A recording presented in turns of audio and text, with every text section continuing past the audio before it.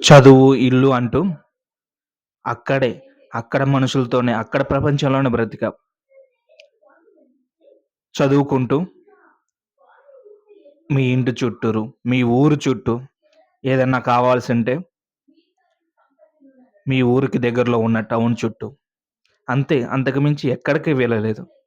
ఏది చూడలేదు.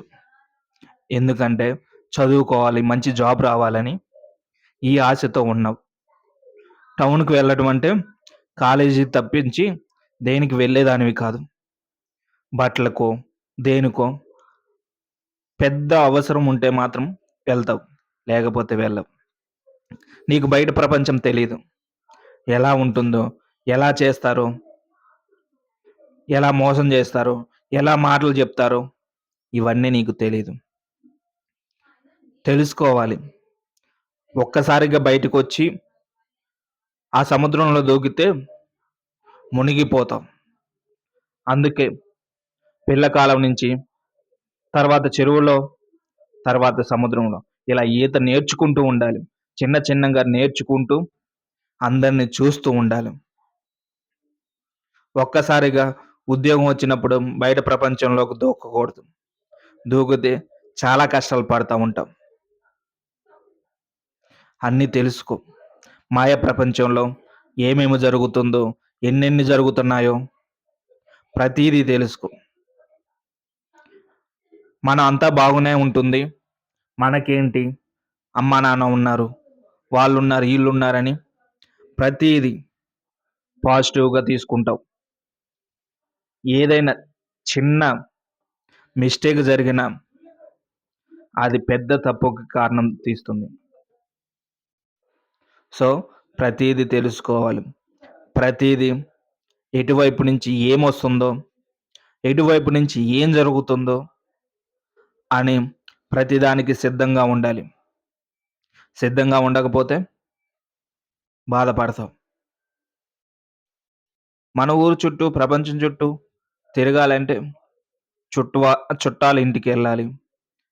అక్కడ ఆ ఊరిని చూడాలి. ఏదైనా జాబ్ కోసం కానీ, లేకపోతే కాంపిటీషన్ ఎగ్జామ్స్ కోసం కానీ దూరం పోతూ ఉండాలి, వస్తూ ఉండాలి. కొత్త వాళ్ళని పరిచయం చేసుకోవాలి. పరిచయం చేసుకొని వాళ్ళ క్యారెక్టర్‌ని తెలుసుకుంటూ ఉండాలి. అప్పుడే ఇలాంటి వాళ్ళు ఇలా ఉంటారా? ఇలాంటి వాళ్ళు ఇలా ఉంటారా? అని తెలుస్తుంది. కొత్త వాళ్ళని పరిచయం చేసుకోమన్నాను. నమ్మి ఏదైనా చేయొచ్చు అనట్లేదు. జస్ట్ పరిచయం అంతే. ఎందుకంటే మనతో ఉండేవాళ్ళు ఎక్కువ మనుషులే కాబట్టి. జంతువులతో మనం ఉండట్లేదు. కానీ ఎంత మనుషులైనా జంతువుల్లానే బిహేవ్ చేస్తారు. అప్పుడు ఏ జంతువు ఎలా ఉంటుందో, ఏ మనిషి ఎలా ఉంటాడో ప్రతి ఒక్కరి గురించి తెలుసుకోవాలి కదా! అందుకే ఇప్పుడే మొదలుపెట్టు. నీ ప్రపంచం నుంచి బయటికి రా.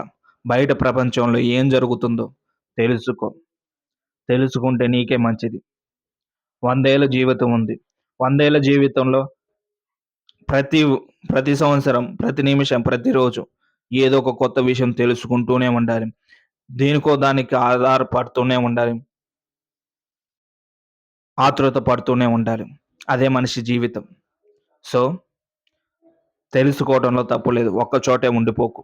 ఒక్క చోట ఉండిపోతే జీవితం ముందుకు సాగుతుందే కానీ నువ్వు పైకి ఎదగలేవు.